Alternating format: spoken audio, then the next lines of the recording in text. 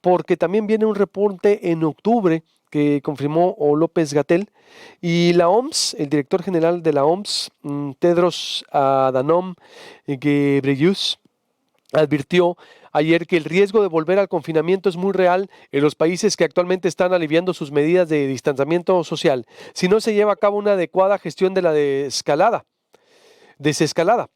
Si algo hemos aprendido de esta crisis es que invertir ahora nos permitirá salvar vidas más adelante. El riesgo existe, sobre todo si los países no consiguen gestionar con sumo cuidado la transición y no la hacen utilizando un enfoque por fases, advirtió Tedros tras anunciar que se han superado los 3.5 millones de casos de COVID-19 en el mundo, mientras las muertes rozan la barrera de los 250,000. Esto dijo López-Gatell de repunte que puede existir. Que las intervenciones de salud pública que se aplicaron en México de una manera razonada, de una manera planeada, de una manera oportuna, gracias a una preparación que inició literalmente el 3 de enero de 2020, nos han permitido aprovechar las oportunidades para cambiar el rumbo de la epidemia y tener efectos muy positivos que han llevado a la reducción de la velocidad de transmisión y de los contagios, el número de contagios, y hoy que estamos cerca del acme, del punto máximo, en la zona de mayor transmisión que es la Ciudad de México, estamos viendo cerca del 60 o 70% de lo que hubiéramos tenido si no se hubieran hecho estas intervenciones. Estas entidades, no sobre las personas. Cuando la gente sabe que está logrando algo positivo, porque está contribuyendo, aunque sea de forma individual, y esto sea una millonésima o un fragmento aún menor de la parte necesaria para el esfuerzo del todo, si las personas saben, con una expresión simple como vamos ganando, se estimulan, lo cual me parece un llamado positivo. Las estadísticas de mortalidad tienen un desfase, porque esto no se necesita el número de casos, lo que se necesita es entender los datos y entender cómo es la mecánica de una epidemia para tomar las decisiones más adecuadas. En estos días he visto una gran efervescencia de varias personas que opinan, está a ciegas el que quiere ir a ciegas. Nosotros tenemos la información adecuada para tomar decisiones y hemos tomado las decisiones correspondientes y además, en algunos casos como este, anticipándonos a la realidad. Para que unidades donde hay hospitalización general puedan tener... Influenza va a regresar en octubre y se va a ir en marzo. Definitivamente esto va a pasar, lo garantizo, así como garanticé que iba a llegar el coronavirus a México. Lo que no sabemos, pero es probable, es que junto con la influenza pudiera venir la segunda gran oleada de COVID. Es la ampliación de la estructura física con unidades temporales. No necesariamente cada país tiene su propia realidad, desde luego económica, pero también epidemiológica. No perder de vista que México entró a la epidemia de COVID un mes después que Estados Unidos. Entonces, en un momento dado, si Estados Unidos ya está en una fase de estabilización de su epidemia, México apenas está de ida. Es parte de lo que dijo Hugo López-Gatell con Reuters, que lo reprodujo Milenio y lo reproducimos también nosotros dando crédito o por lo que pudiera pasar. ¿Cómo interpretar esta advertencia de la OMS y lo que dice Gatell? El doctor Jesús Sánchez Colín, buenos días, epidemiólogo. Buenos días. Soy Perdón, infectólogo. Infectólogo. Sí, infectólogo, discúlpame. Estamos hablando de la epidemia. A ver, ¿cómo interpretar la advertencia de la OMS y lo que dice Hugo López-Gatell? Porque de repente veo que nos podemos relajar. Yo prefiero estar rígidos en mayo para volver en junio, porque no quisiera que esto se extendiera hasta julio. ¿O Jesús? Sí, se está mencionando y se dice que se está logrando el aplanamiento de la curva. Con esto vemos que no está pasando lo que en otros países, que se fue la curva rápidamente hacia arriba y rápidamente se estuvieron rebasando los servicios de salud. Pero también no significa que no esté habiendo casos y tampoco no significa que la curva venga hacia abajo, ¿no? Seguimos viendo y vamos a seguir viendo casos, a lo mejor no en la magnitud que se esperaba, pero no por eso nos tenemos que relajar, tenemos que empezar a dejar de tomar las medidas y salir a la calle.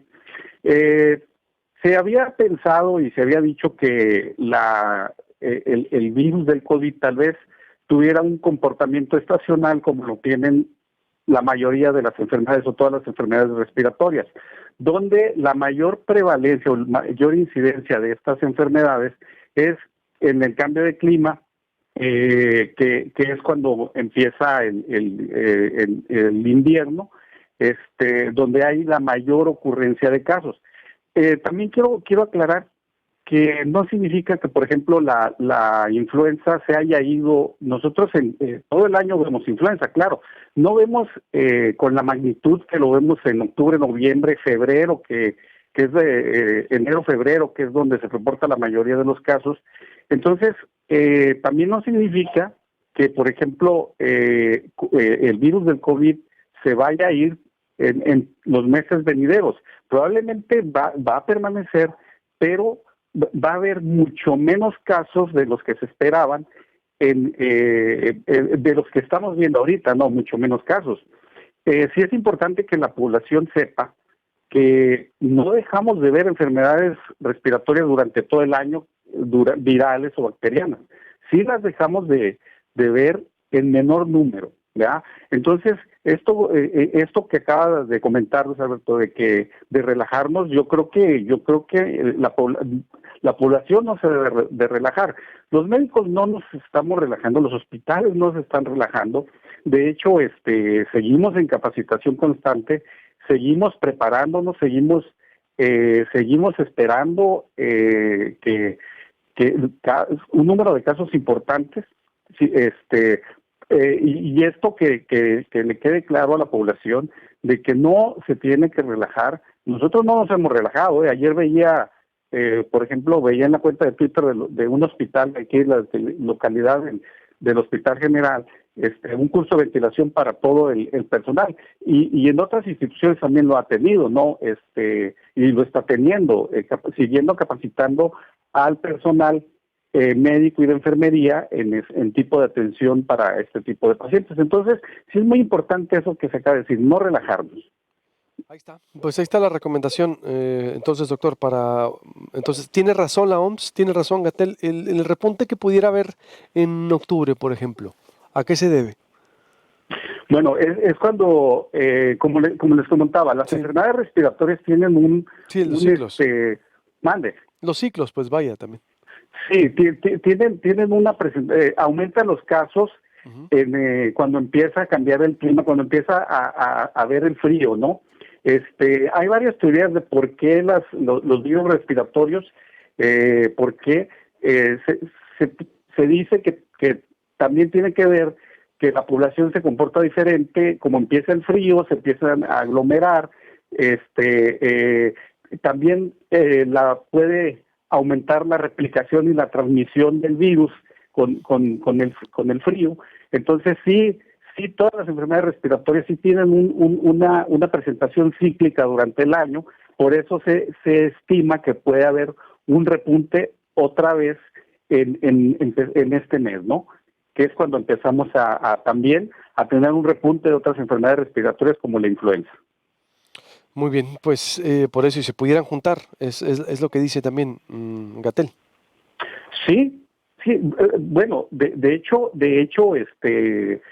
como les digo, todo el año vemos influenza, ¿no? Entonces, entonces ya se han juntado, o sea, no en el número y la magnitud que se espera para octubre, noviembre, pero ya se han juntado, porque nosotros yo he tenido pacientes delicados en estos meses, donde su diagnóstico no ha sido COVID, ha sido influenza. Entonces ya se juntaron, ¿no? Ya están los dos en la comunidad. Sí, claro, vamos a ver más casos juntos y el cuadro clínico de estos pacientes, el cuadro clínico grave es similar, ¿no? Las imágenes radiológicas son similares. Entonces, lo que nos va a dar la pauta y el diagnóstico va a ser la prueba confirmatoria para cualquiera de las dos. Entonces, ya se juntaron, Luis Alberto. Bien, conclusión, doctor. Conclusión, como lo dijimos en la entrevista pasada, no nos relajemos, no bajemos la guardia, sigamos tomando las medidas. Que la curva se está aplanando no quiere decir que ya venga hacia abajo, ¿verdad? Entonces vamos a seguir todos con las medidas que se nos han recomendado para que no tengamos un pico hacia arriba importante y que se nos saturen los hospitales. Gracias, doctor. Le agradezco mucho, como siempre, estamos en contacto. A la orden. Buenos días.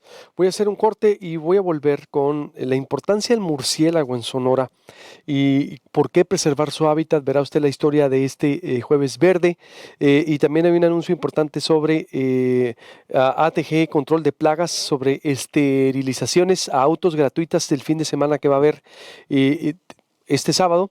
Y es un anuncio importante que le tenemos que decir de esta sección verde, porque somos periodismo diferente, le damos de todos los ángulos. Ahorita a las 8, ¿por qué no satanizar el consumo de la cerveza y cómo es que está generando severos problemas? Voy con unas voces especializadas que han trabajado con grupos de alcohólicos anónimos, con una asociación nacional de cerveceros. Voy ahorita con Luis Ángel Carlín, ya ahí está la gente, ahorita hizo fila desde las 5 de la mañana, como si fuera a ver un concierto así de Luis Miguel o de Metallica, ¿no? Es decir, cuando la gente vaya a ese concierto, fila para comprar esos boletos, así. Y ojo, y obvio, pues sin respetar las sanas distancias. Y cómo es que, pues a nivel, esto es una restricción federal, que está afectando a Sonora. El alcalde de Santana levanta la cuarentena, denuncian maestros que quieren dar golpe a escuelas particulares, los diputados sin haberlos escuchado. Voy a hablar también con Teresita Orduño al respecto. Lulú dice que se le queda la comida, historias de pandemia, que le tengo presentando historias ciudadanas. Volvemos.